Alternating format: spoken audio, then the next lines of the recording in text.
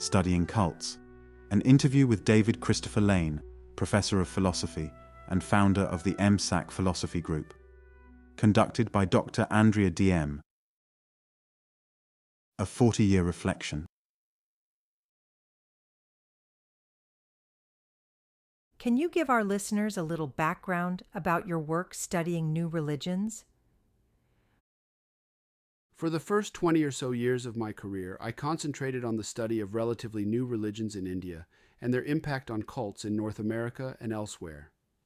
My first book was actually completed when I was 20. And over the next couple of years after that, I added significantly to it.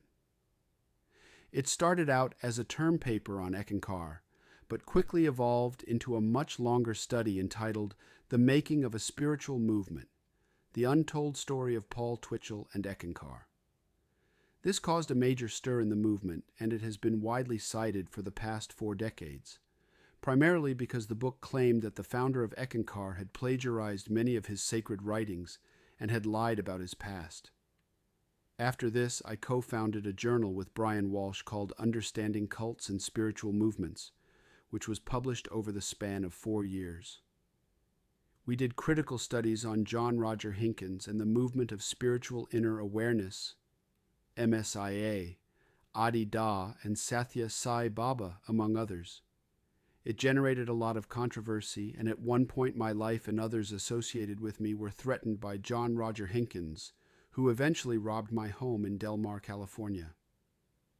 Peter McWilliams' famous book, Life 102, What to Do, When Your Guru Sues You, has an entire chapter devoted to how John Roger orchestrated a smear campaign against me and other researchers.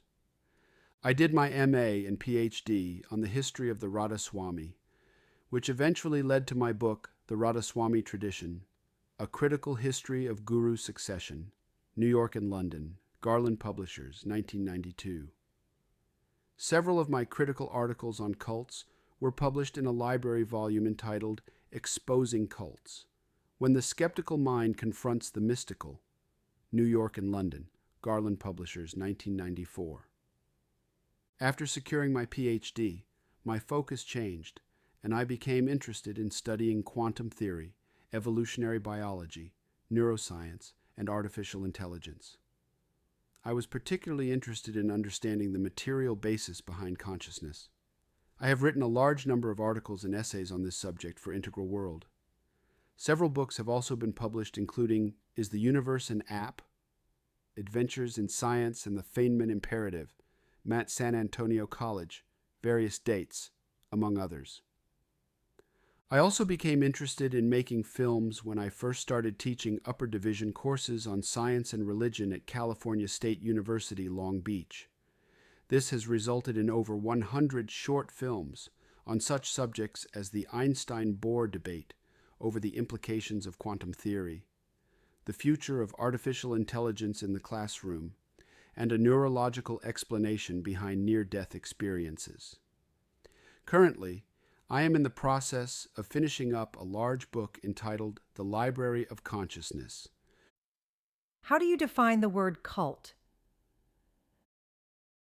The standard definition for cult is a system of religious veneration and devotion directed towards a particular figure or object. In this context, almost anything can be taken as a cult, particularly if we define religion as Paul Tillich has, as anything for which we have ultimate concern. However, the more popular usage of cult is what we see in the mainstream press for any group that is not traditional and displays aberrant behaviors from the norm. Today in religious studies, scholars tend not to use the term cult, but instead use the all-purpose term, new religious movements. My own view is that every religion or ism can be regarded as potentially cultic, if we use the pejorative usage of that term. Even a sport like surfing can have a cult-like following, or a charismatic leader in politics can be seen as cultic. It all depends on how we are using the term. Today in the mass media, it has become a buzzword for anything bizarre. Why are there so many cults in California? Yes, I think it is not surprising that California, given its population of nearly 40 million inhabitants and its wide ethnic diversity, does indeed have a disproportionate number of cults or new religious movements. Several factors contribute to this, not the least of which is its location on the Pacific Rim and the influx of new arrivals from various countries around the world. For instance, the 1965 Immigration and Naturalization Act, set into law by then, President Lyndon Johnson had a dramatic impact on allowing many more Indians to migrate into this country. These Indians, from north and south, brought with them their culture, their cuisine, their clothes, and perhaps most importantly, their religion. San Diego, Los Angeles, and San Francisco, being seaports and key entry points into the United States, became a haven for a large influx of highly educated Indians, Chinese, Africans, Indonesians, and others.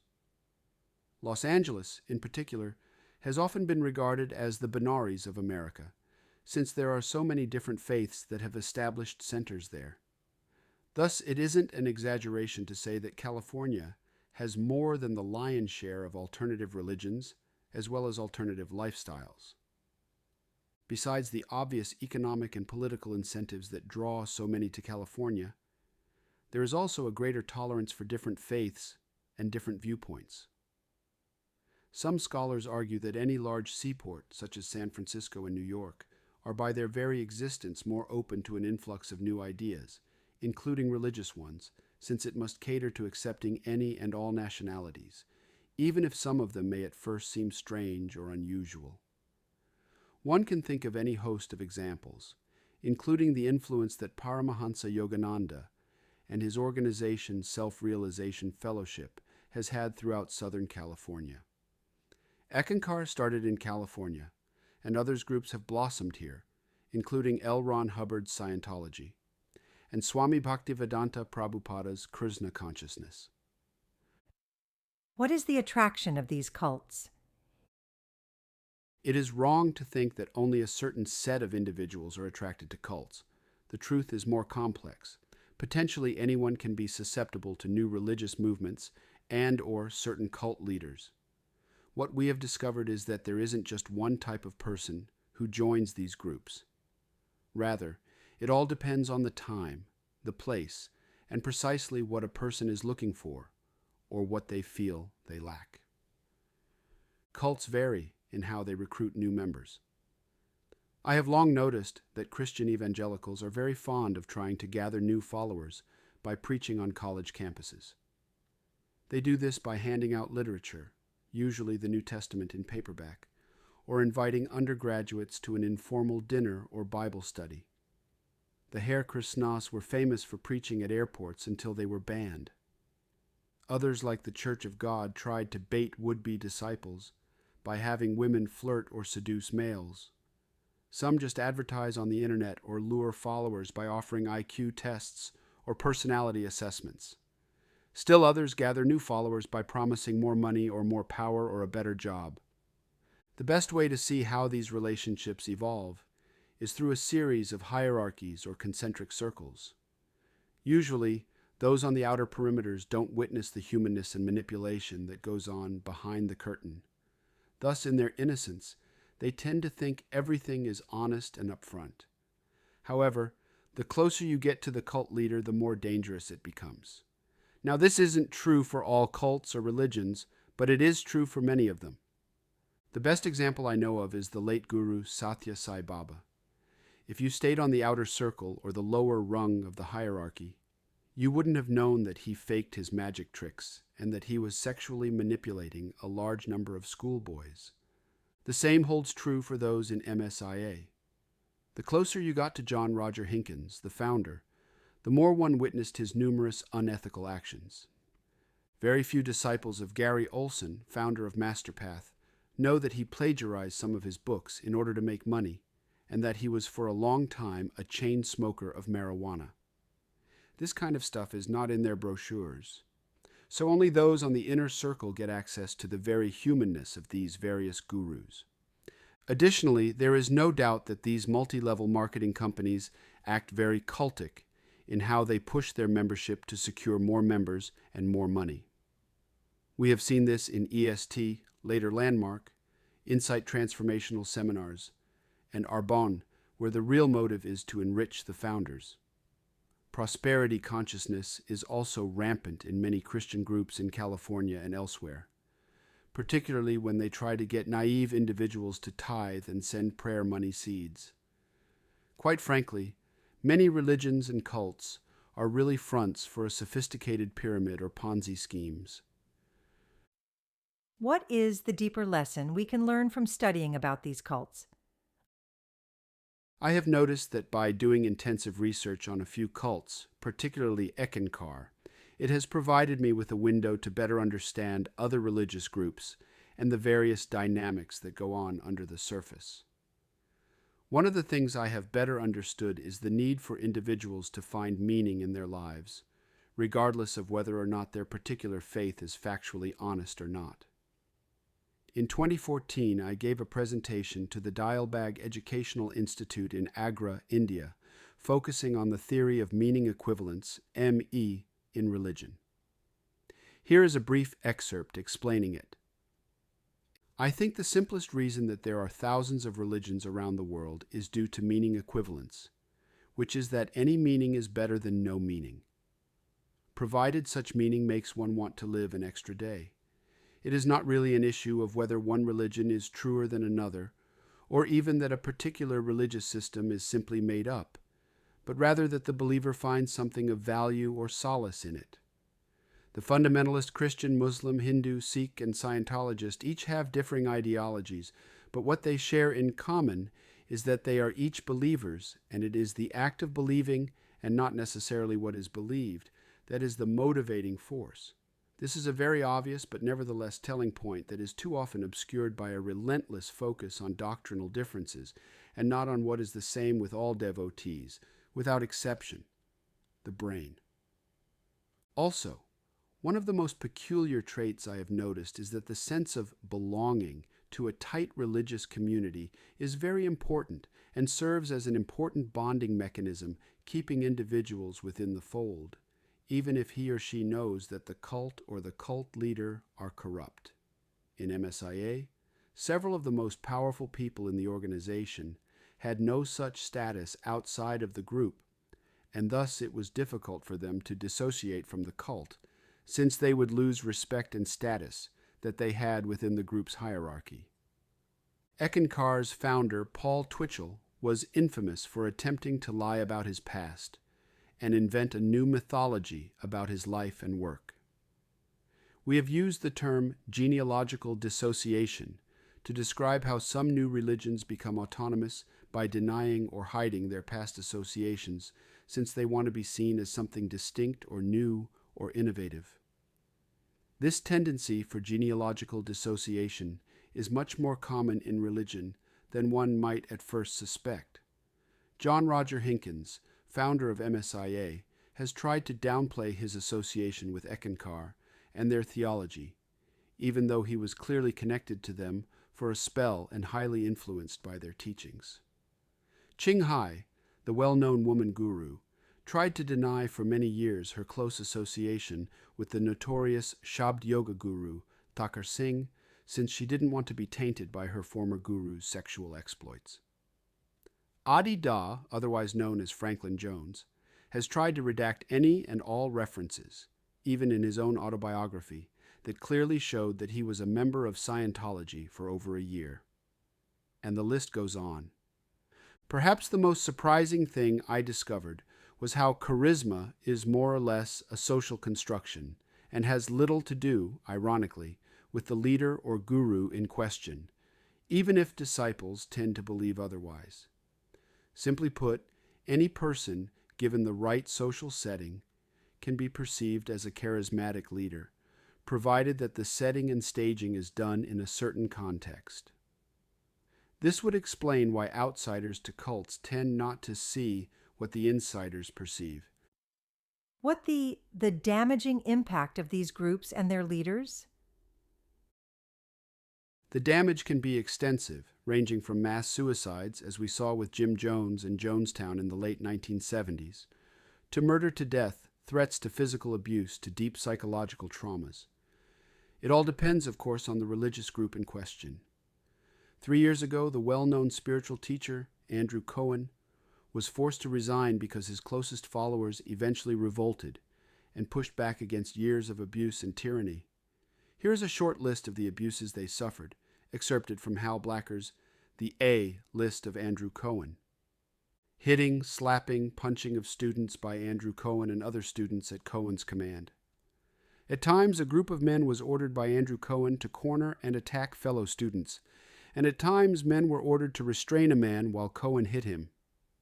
Having students pour buckets of paint over the head of a former student who was helping to work on the Fox Hollow Enlighten Next premises, as a form of punishment and humiliation. Using repeated group and individual pressure tactics on a student who Andrew Cohen knew to be psychologically vulnerable in order to induce her to contribute approximately $2,000 for the purchase of the Fox Hollow compound in Lenox, Massachusetts, the headquarters and residence of Cohen and the Enlighten Next community.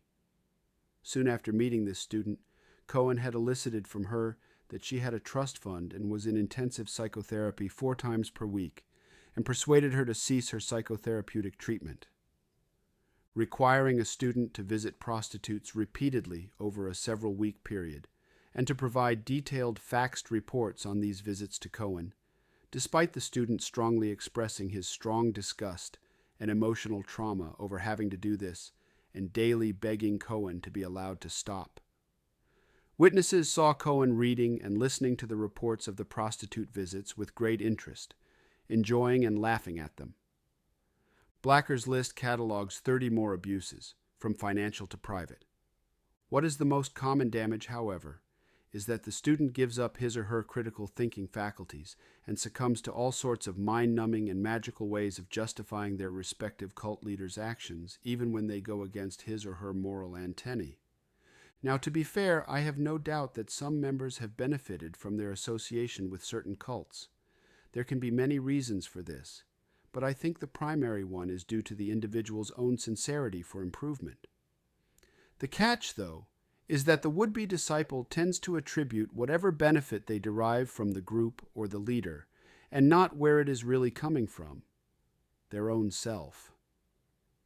This reminds me of the late unknowing sage, Baba Fakir Chand, who was a very respected master of Shabd Yoga. Unlike other gurus, Fakir was disarmingly frank and forthcoming about his own limitations. Fakir personally gave me worldwide permission to publish his autobiography shortly before he died. Recently, a philosophy student of mine, who went through the work we published, provided a nice summary of what Fakir Chand had realized. I think it is highly instructive and worthy of a full citation. Chand revealed that all gurus are ignorant about the real cause of the visions and miracles attributed to them, and that because of this ignorance, the gurus gained power and devotion from followers that accredited omnipresence and omniscience to them, even though these gurus were neither. This realization came to Chand in 1919, when he was posted in Iraq with the military. After a fierce battle, the forces were low on ammunition and feared the end. Chand received a vision himself, in which a sacred figure implored him not to fear, that the enemy had come not to attack, but to collect their dead. He was told to allow the enemy to collect their dead and not waste ammunition on engaging them. He sent for the major, informed him of his vision and the directions he received in it. The major followed these directions, and the enemy did come. They collected their dead and did not attack like Chand's vision had said. After 3 months, the fighting subsided, and Chand returned to Baghdad. When he arrived, he was made to sit on a raised platform, offered flowers, and worshipped. Chand was surprised and inquired as to why he was being worshipped, that he was not their guru. He was informed that during the battles, these worshippers had visions of him, stating that he appeared to them during the battle and gave them direction for their safety. Chand was astonished, having given no thought to their plight, because of the danger he faced himself. Questions arose within himself due to this incident, but he found his faith strengthened. He concluded, "Whosoever remembers God in whatever form, in that very form he helped his devotee." What Chand came to understand is that these manifestations were created by the mind. Is it possible that such manifestations are due to our subconscious minds, taking evidence collected by the conscious mind, analyzing the information, and deciding on the course of action that would best lead to self-preservation? That the transpersonal encounters are merely whatever sacred form we find most comforting, most guiding? Could we be attributing survival to deities when it is truly our own minds responding to danger and acting in the interest of self-preservation? What is the lasting impact of these cults? Cults are not behind us by any means, but they are changing forms and adapting to new needs and new desires. Cults have influences in some remarkable ways, including the very way we eat. I have noticed that many of these alternative religions, particularly those concerned with vegetarianism, have established some very successful food-related enterprises. Such companies include Nature's Path, founded by Aaron Stevens, who was a follower of the late Kirpal Singh, founder of Ruhani Satsang and a one-time guru to Paul Twitchell of Eckankar, among many others. Amy's Foods, founded by Andy and Rachel Berliner, who are both initiates of the late Sharan Singh of Radha Swami Satsang Beas, which has attracted millions worldwide, including the famous singer Shania Twain. And the list goes on. Paramahansa Yogananda's influence can be seen throughout Southern California, particularly in his beautiful landscape centers, ranging from the Lake Shrine in Santa Monica to the SRF temple grounds overlooking the Pacific Ocean in Encinitas. Scientology, of course, has had a major impact with its glamorous Hollywood center, and there are alternative ashrams, centers, and meeting places dotted throughout California. If we include charismatic marketing gurus like Tony Robbins and others, then it is readily apparent that cult leaders and their messages have had an impact on both television and movies. Yet, there has been a shift from the archetypal, authoritarian cult leader of the 1960s and 1970s to a more open and technically progressive teacher or guru, although there are indeed quite a few exceptions. This may be partly due to a series of cult exposés that transpired during the 1980s onwards, where guru figures such as Swami Muktananda, Adi Da, John Roger Hinkins, Paul Twitchell, L. Ron Hubbard, and a whole slew of Buddhist and Hindu gurus, particularly Satya Sai Baba, were shown to have clay feet or worse. Today, as far I can ascertain, technology, from iPhones to iPads to Oculus Rift and so on, have become so popular and ubiquitous that it is not an exaggeration to say that the internet has become the real guru of 2017, and this is where a vast majority of young people are turning. Whether it is to follow a particularly gifted YouTuber or a new and upcoming visual artist, young people today have many more options available to them than before. Cults are not behind us by any means, but they are changing forms and adapting to new needs and new desires.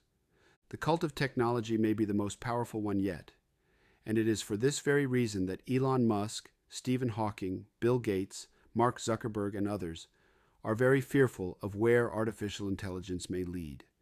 The cult leader of the future may indeed be an AI animatronic. We are cult members of the future who are more addicted to our smartphones than anything else. One report says, we look at our smartphones more than 150 times a day on average.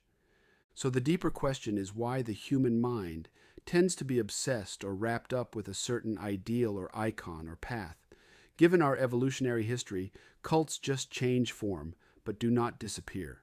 In the 1960s, many sociologists felt that God was dead, to echo that famous line from Nietzsche and the famous cover of Time magazine of that period, and that secularization would eventually replace religion. That didn't happen. As Professor Andrea Diem wrote in her book, The Rise of New Religions, gods don't die, they just resurrect in new forms. What about the suicide cults in Heaven's Gate? I was living in Del Mar at the time, which wasn't very far from where the members committed suicide. I even knew about Marshall Applewhite years prior due to another cult researcher who had done some pioneering work on his small but growing group.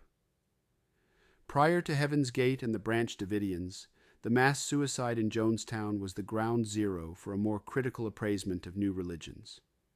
Because of Heaven Gate's involvement with the internet, they were known for doing website development, and its unusual theology and the subsequent suicides, it attracted massive media attention.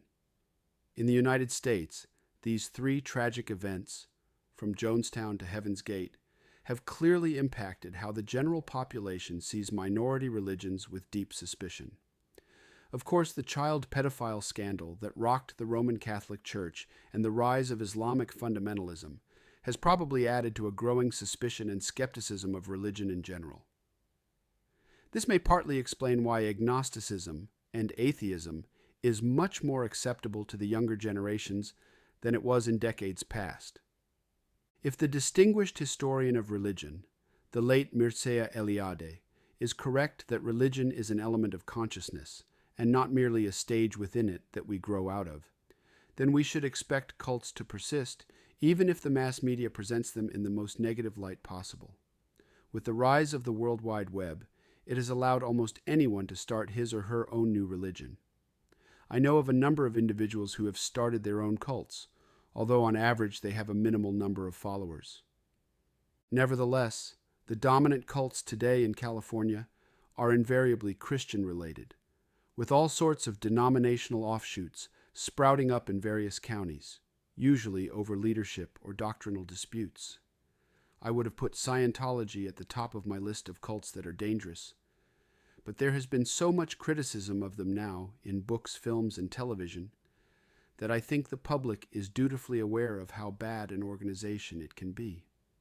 The most dangerous of cults are those with leaders who claim absolute authority, and there may well be small groups that have yet to come to our attention that will end up being similar to Heaven's Gate.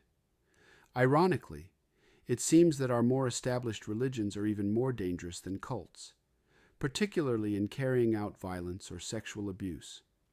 In this regard, Islamic fundamentalism stands out, as do some apocalyptic Christian groups. What do you see concerning the future of cults? We may be witnessing the uberization of cults, since it is now possible for anyone, anywhere, and at any time to create their own mini-movement.